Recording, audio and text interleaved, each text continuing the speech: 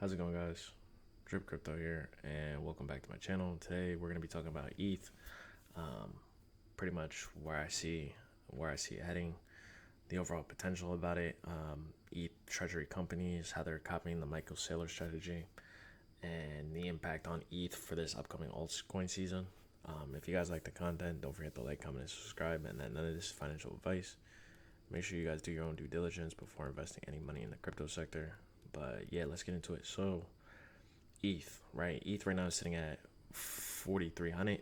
Um, it did tap its previous high of about like 4,900. Right now, I'm not gonna really consider ETH has broken out until like realistically until it breaks about 5,000. Now, right now ETH is pulling back, but the only reason why it's pulling back is because it literally went up ever since April 7th. It literally has gone up. Yeah, we had these little dips, but it's pretty much just went straight up, broke all previous resistance, didn't even really come back to retest. So that's why I feel like this, even though we tapped this previous high, we're gonna definitely come back and retest this the top line of about like 4,000 before we even try to make a move up towards 5,000. So what's the whole point of ETH?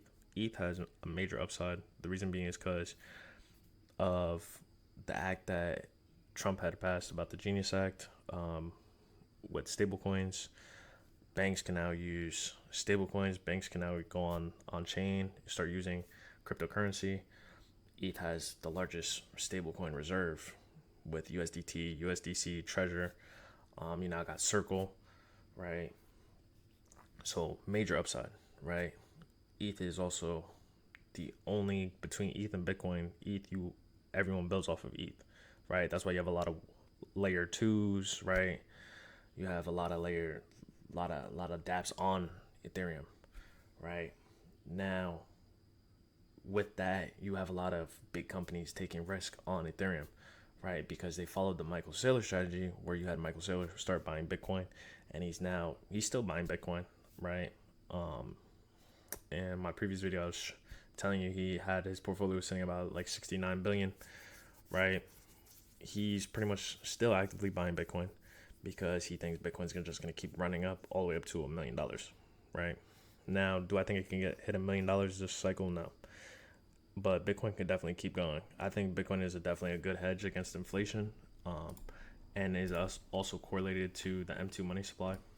But ETH right now, I feel like ETH could definitely by the end of the cycle hit about 10 to high target 15K.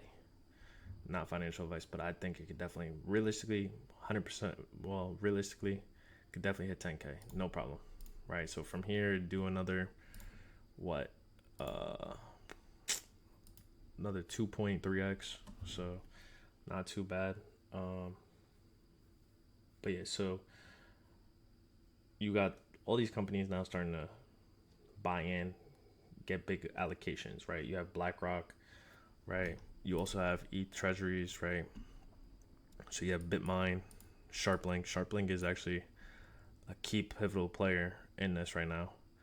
You have the ETH Foundation, Coinbase, BitDigital. Now you have some of these other companies that have been buying millions of dollars worth of Bitcoin, billions of dollars worth of Bitcoin.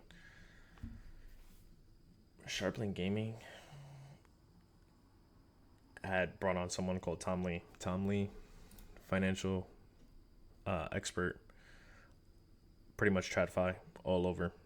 He's talking about Bitcoin hitting 30,000, 20,000 a coin, but realistically, he is pretty much in terms the Michael Saylor of Ethereum. He got placed on the Sharplink gaming board, and he's been with them slowly accumulating Ethereum over and over the past months. So Tom Lee, he's on the executive board with Sharplink Gaming, and pretty much they're just trying to start accumulating a lot of Ethereum because they can see the upside potential. Now, how does this impact altcoin season?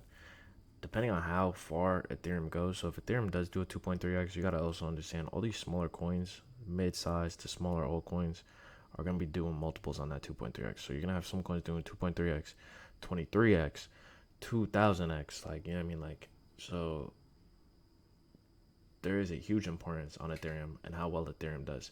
Because if Ethereum does well, all these other coins that are linked, liquidity bonded to Ethereum, are gonna do extremely well. And yeah, if you guys like the content, don't forget to like, comment, subscribe.